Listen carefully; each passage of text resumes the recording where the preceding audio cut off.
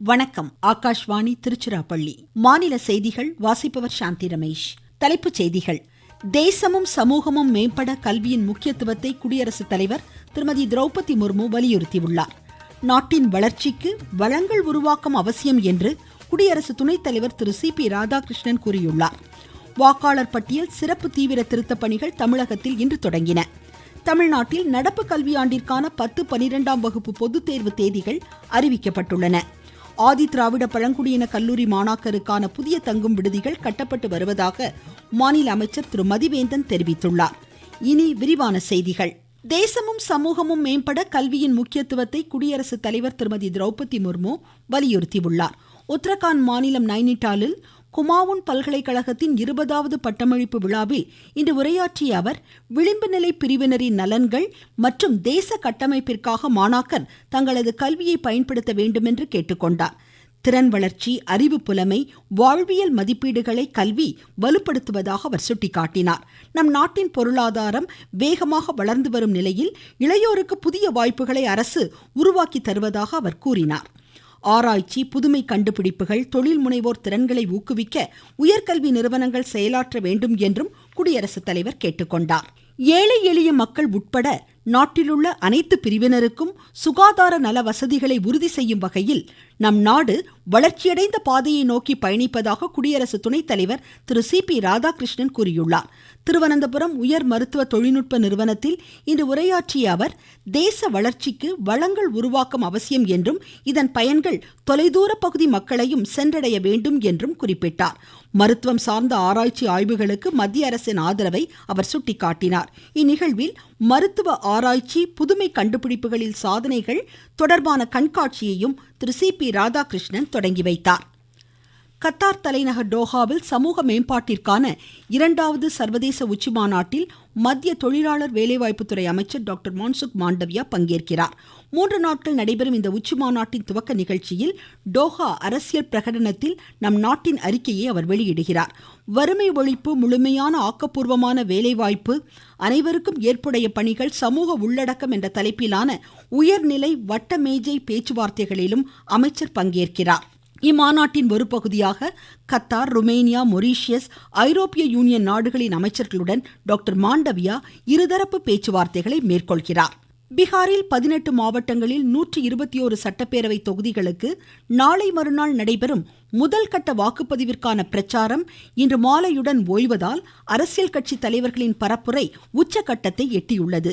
BJP சார்பில் அக்கட்சியின் மூத்த தலைவர்கள் திரு ஜே.பி. நட்டா, திரு அமித்ஷா, மகாகட் பந்தன் சார்பில் காங்கிரஸ் தலைவர் திரு ராகுல் காந்தி, முதலமைச்சர் வேட்பாளர் தேஜஸ்வி பிரசாத் யாதவ் உள்ளிட்டோர் தத்தம் கட்சி வேட்பாளர்களுக்கு ஆதரவு திரட்டுகின்றனர். பிஜேபி மூத்த தலைவரும் பிரதமருமான திரு நரேந்திர மோடி, எனது வாக்குச்சாவடி எனது உரிமை என்ற தலைப்பில் பீகாரில் மகளிரிடையே இன்று கலந்துரையாடுகிறார். கோவை பாலியல் வன்முறை சம்பவ குற்றவாளிகள் மீது 1 மாதத்திற்குள் குற்றப்பத்திரிகை தாக்கல் செய்து அதிகபட்ச தண்டனையை விரைந்து பெற்றுத்தர காவல்துறையினருக்கு உத்தரவிடப்பட்டுள்ளதாக முதலமைச்சர் திரு மு.க. ஸ்டாலின் கூறியுள்ளார்.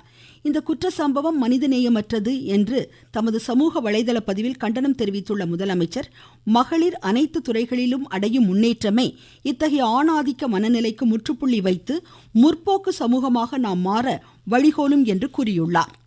கோவை வன்முறை சம்பவத்திற்கு முதலமைச்சர் திரு மு.க. ஸ்டாலினும் காவல்துறையினரும் முழு பொறுப்பேற்க வேண்டும் என்று மத்திய தகவல் ஒலிபரப்புத்துறை இணையமைச்சர் டாக்டர் எல். முருகன் வலியுறுத்தியுள்ளார்.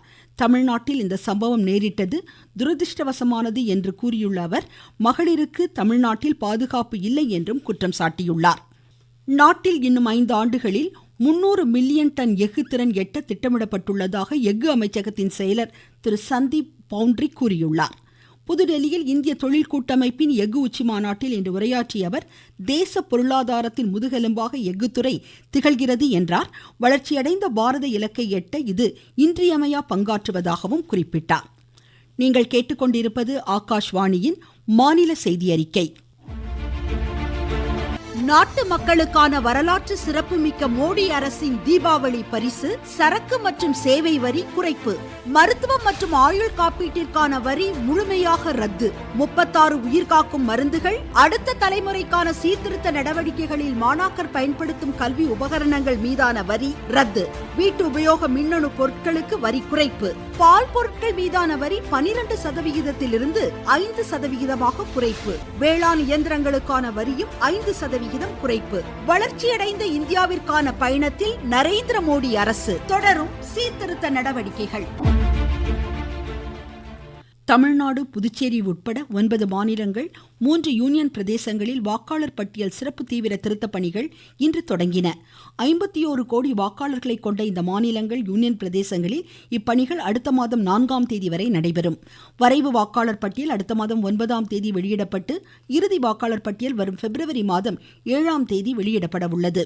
தமிழ்நாட்டில் வாக்காளர் பட்டியல் சிறப்பு தீவிர திருத்த பணிகள் தொடங்கிய நிலையில் வாக்குச்சாவடி நிலை அலுவலர்கள் வீடு வீடாக சென்று உரிய விவரங்களை சேகரித்து கணக்கெடுப்பு படிவங்களை வழங்கி வருகின்றனர். திருவள்ளூர், ஈரோடு, திண்டுக்கல், தூத்துக்குடி, திருப்பத்தூர் மாவட்டங்களில் இப்பணிகள் தொடங்கின. திண்டுக்கல்லில் மாவட்ட ஆட்சித்தலைவர் திரு சரவணன் திருத்த பணிகளை மேற்கொள்ளும் விதமாக விவேகானந்தா நகரில் வாக்காளர்களின் வீடுகளுக்கு நேரடியாக சென்று படிவங்களை வழங்கினார். எந்தவொரு வாக்காளரும் விடுபடக்கூடாது என்ற நோக்கில் மேற்கொள்ளப்படும் இப்பணிகளை மக்கள் பயன்படுத்திக் கொள்ள வேண்டும் என்று அவர் கேட்டுக்கொண்டார். படிவங்கள் எல்லாம் பொதுமக்களும் வாக்காளர்களும் எளிதும் புரிந்து கொள்ளும் வகையில் தமிழிலேயே நம்ம பிரிண்ட் பண்ணி கொடுக்கிறோம். அந்த ஃபார்மை ஃபில் பண்றதுக்கு எந்த விதமான உதவியோ ஹெல்ப் வேணும்னாலும் அதையும் பிஎல்ஓஸ்க்கும் சரி, சூப்பர்வைசரும் சரி, இஆர்ஓஸ் நிறைய அலுவலர்கள் களத்துல அவர்களுக்கு உதவிகரமாக இருப்பார்கள். அதனால பொதுமக்கள் இந்த வாய்ப்பை நல்லபடியாக பயன்படுத்தி கொண்டு இந்த கணக்கெடுப்பு படிவத்தை பெற்று அதை பூர்த்தி செய்து திருப்பியும் பிஎல்ஓ கிட்ட வழங்குமாறு பணிவுடன் கேட்டுக்கொள்கிறேன். திருப்பத்தூரில் கணக்கெடுப்பு படிவங்கள் விநியோகிக்கும் பணியை மாவட்ட ஆட்சித்தலைவர் திருமதி சிவசவுந்தரவல்லி நேரில் ஆய்வு செய்தார்.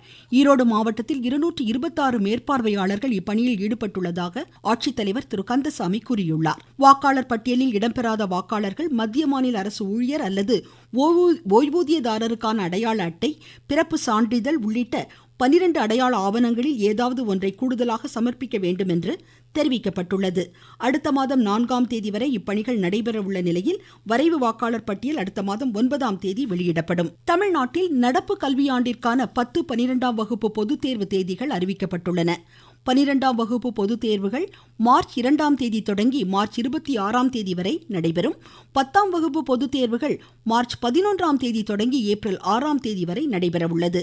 சென்னை கோட்டூர்புரத்தில் தேர்விற்கான அட்டவணையை இன்று வெளியிட்டு பேசிய மாநில பள்ளிக்கல்வித்துறை அமைச்சர் திரு அன்பில் மகேஷ் பொய்யாமொழி, மாணவர்கள் பயமின்றி தேர்வை எதிர்கொள்ள வேண்டும் என்று கேட்டுக்கொண்டார். 12th பொறுத்த வரைக்கும் கிட்டத்தட்ட 8,07,000 மாணாக்கர்களும், 10th பொறுத்த வரைக்கும் 8,70,000 மாணாக்கர்களும் எழுத இருக்கிறார்கள். ஒவ்வொரு சப்ஜெக்ட்டுக்கும் பாத்தீங்கன்னா 3 நாட்களிலிருந்து 4 நாட்கள், சிலது 5 நாட்கள் வரைக்குமே நம்ம லீவு கொடுத்திருக்கோம். மாணவர்களை பொறுத்த வரைக்கும் டேட்டா அனௌன்ஸ் பண்ணிட்டாங்கன்னு ஒரு பதஷ்ட நிலைக்கு போகக்கூடாது. இப்பதான் நீங்க இன்னும் உற்சாகமாக வேண்டும். தமிழகம் முழுவதும் ஆதி திராவிட பழங்குடியின கல்லூரி மாணாக்கருக்கு புதிய தங்கும் விடுதிகள் பல்வேறு வசதிகளுடன் கட்டப்பட்டு வருவதாக மாநில ஆதி திராவிட நலத்துறை அமைச்சர் திரு மதிவேந்தன் கூறியுள்ளார். ஈரோடு ரங்கம்பாளையத்தில் மாணாக்கர் விடுதி கட்டுமான பணிகளை இன்று ஆய்வு செய்த பின்னர் செய்தியாளர்களிடம் பேசிய அவர், பழங்குடியின மாணாக்கர் உயர்கல்வி பெற அரசு மற்றும் தனியார் நிறுவனங்கள் இணைந்து செயல்படுவதாக குறிப்பிட்டார். தமிழக அரசின் நலத்திட்டங்கள் பிற மாநிலங்களுக்கு முன்னோடியாக திகழ்கிறது என்று துணை முதலமைச்சர் திரு உதயநிதி ஸ்டாலின் கூறியுள்ளார். வேலூரில் இன்று 30 கோடி ரூபாய் மதிப்பீட்டில் புதிய திட்டங்களுக்கு அடிக்கல் நாட்டியதுடன் முடிவடைந்த திட்டப்பணிகளை துவக்கி வைத்து அவர் பேசினார். காஞ்சிபுரம் மாவட்ட அஞ்சல் துறையின் மூலம் ஜீவன் பிரமான் டிஜிட்டல் வாழ்நாள் சான்றிதழ் வரும் 30ஆம் தேதி வரை வழங்கப்படுவதாக மாவட்ட அஞ்சல் கோட்ட கண்காணிப்பாளர் திரு அருள்தாஸ் தெரிவித்தார். சிவகங்கை மாவட்டத்தில் ஊர்காவல் படை காலி பணியிடங்களுக்கு இன்று நடைபெற இருந்த சான்றிதழ் சரிபார்ப்பு பணிகள் ஒத்திவைக்கப்பட்டுள்ளதாக மாவட்ட காவல்துறை கண்காணிப்பாளர் திரு சிவபிரசாத் தெரிவித்தார். மீண்டும் தலைப்புச் செய்திகள். தேசமும் சமூகமும் மேம்பட கல்வியின் முக்கியத்துவத்தை குடியரசுத் தலைவர் திருமதி திரௌபதி முர்மு வலியுறுத்தியுள்ளார். நாட்டின் வளர்ச்சிக்கு வளங்கள் உருவாக்கம் அவசியம் என்று குடியரசு துணைத் தலைவர் திரு சி.பி. ராதாகிருஷ்ணன் கூறியுள்ளார். வாக்காளர் பட்டியல் சிறப்பு தீவிர திருத்த பணிகள் தமிழகத்தில் இன்று தொடங்கின. தமிழ்நாட்டில் நடப்பு கல்வியாண்டிற்கான 10, 12ஆம் வகுப்பு பொதுத் தேர்வு தேதிகள் அறிவிக்கப்பட்டுள்ளன.